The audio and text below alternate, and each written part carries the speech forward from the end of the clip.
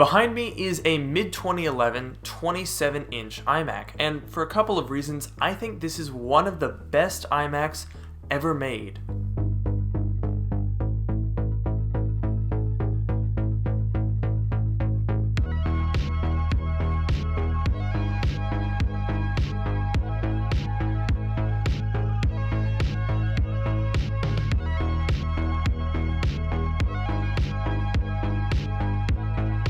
Okay, so to start off, I'm going to split this video into two parts. The first is going to be an overview of this iMac as it is currently.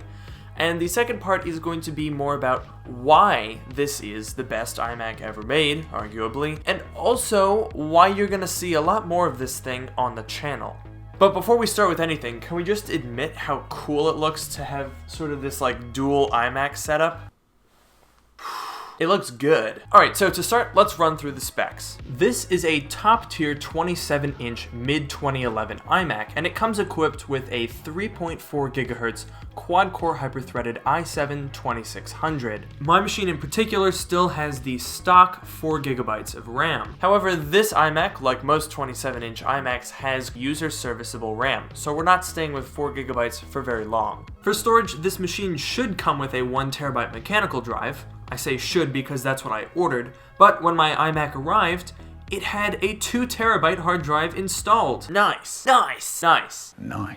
Graphics are handled by an AMD Radeon HD 6970M with 1 GB of dedicated VRAM. The main weaknesses of this machine as it currently stands are the slow mechanical hard drive and the rather old graphics. RAM is no concern because anyone could have that upgraded quickly and cheaply. Just stick 2 more 2 GB DIMMs in it and most people would be fine. Also, the i7-2600 is a total screamer considering its age. I ran Cinebench, which yielded a score of 605 CB over 3 runs. That honestly was pretty surprising to me, and it unlocks a lot of potential for this machine in some pro apps. Photoshop runs very well on this guy, and it looks nice on the large 1440p display. Final Cut Pro likewise runs very smoothly on this iMac thanks to that nice CPU performance. The 4K is just too taxing to be a viable option on this device. Speaking of Photoshop and Final Cut Pro, and I think you know where I might be going here, today's sponsor is Skillshare, the online learning community designed to help you learn the skills you need in a digital age. They offer classes in areas such as filmmaking, photography, technology, and more. And membership costs less than $10 a month, so just sign up for it. You can check out Skillshare with the link in the description below, and the first 500 people to click the link and sign up will get a free 2 months of Skillshare Premium. Okay, back to the performance of this iMac. The graphics aren't necessarily bad, but they don't hold up nearly as well as the Core i7 has. I ran the Unigine Heaven benchmark so we can compare to my other Macs, and this fella scored a measly 250. For comparison, my 2016 MacBook Pro scores about 460, my 5K iMac scores 689, and my late 2013 MacBook Pro Retina 15-inch scores a close 278 with its NVIDIA GT750M. Kinda crazy if you think about it that this iMac had arguably high-end graphics for 2011, and just 2 years later, the sort of mediocre graphics in a MacBook Pro are right in that same ballpark. So obviously, these graphics are on the weaker side. That being said, I took no sympathy and fired up some games at native 1440p to see how well it does. Starting with CSGO, I saw a stable 60 FPS at medium settings with plenty of headroom to finesse the settings to your needs. Next, in Civ 5, I loaded up my save game with a relatively large civilization to strain the CPU and GPU. Interestingly, when I zoomed in to look at a city or a tile, I got a perfect 60 FPS. But when I zoom out, it cuts in half exactly, locking in at 30 FPS. There's no middle ground. It's always 30 or 60 exactly. If anyone knows why this is, please let me know. Next, I fired up Portal 2, a lighter title, because I wanted to see if I could get this thing to run some really nice settings.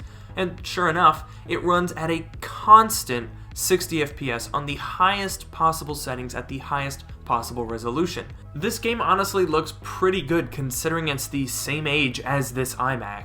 Finally, I tried to run The Witness, but was greeted by a fatal error because the game requires a metal-supported GPU to run, and this iMac is unsupported by both Metal and macOS Mojave, a major downside to an otherwise great device. There are several workarounds to get macOS Mojave on here, and I'll talk a little bit more about graphics options for this machine later in the video. One thing that is worth noting about the graphics in this iMac is that, like the MacBook Pros from 2011 with AMD's HD 6000 series graphics, there is a good chance of GPU failure. There was a replacement program for the graphics in these models, which has of course expired as these machines are 7, almost 8 years old. So under most circumstances, having a known GPU defect like that would mean that I would tell you to stay away from that machine at all costs. However, that's not the case here, and I'll tell you why in a little bit. For now though, this iMac has aged gracefully. In fact, apart from the thicker sides, it is almost indistinguishable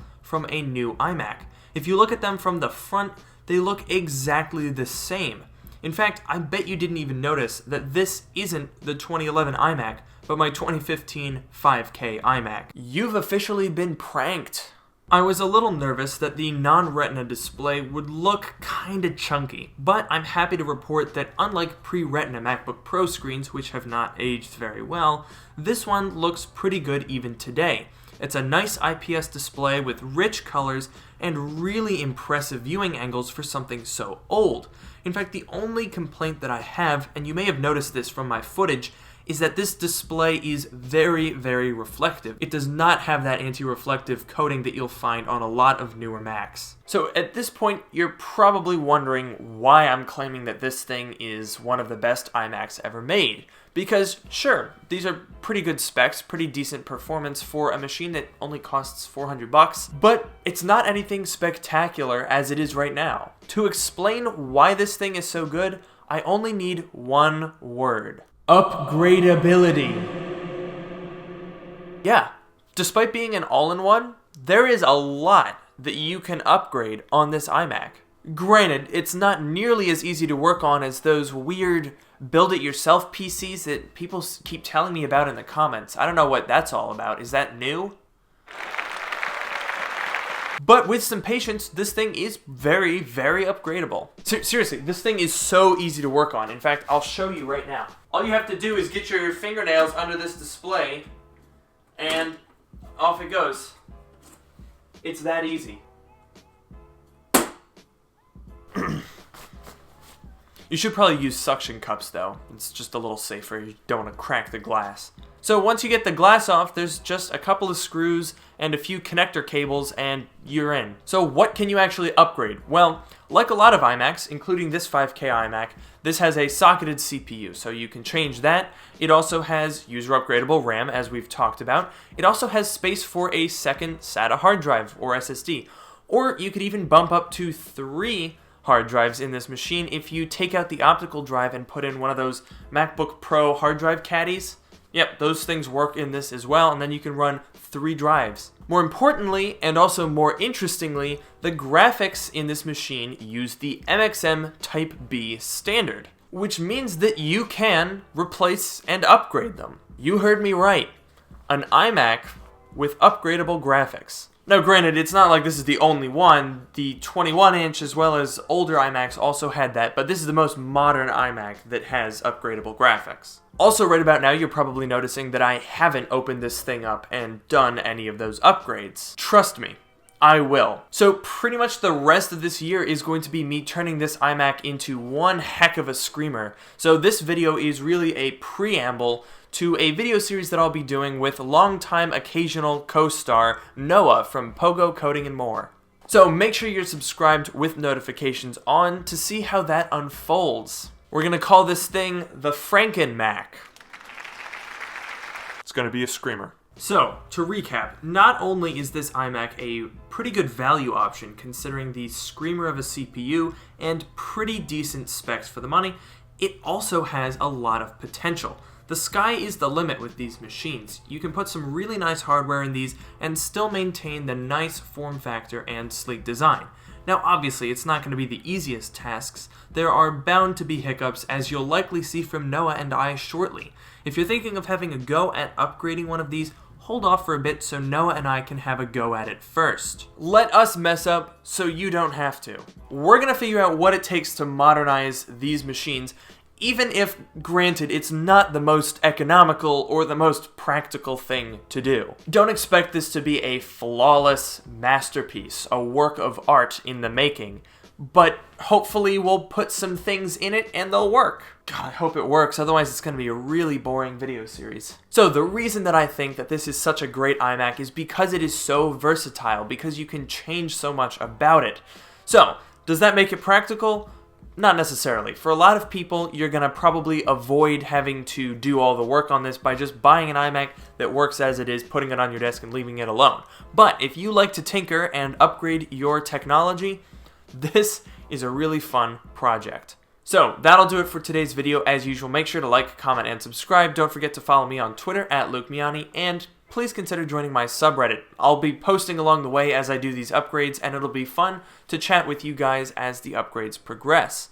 And with that, I will see you guys in the next video. So I didn't really know where to put this, so I just kind of stuck this on the end, but this was honestly one of the least professionally packed products I've ever gotten off of eBay. Okay, now this is epic.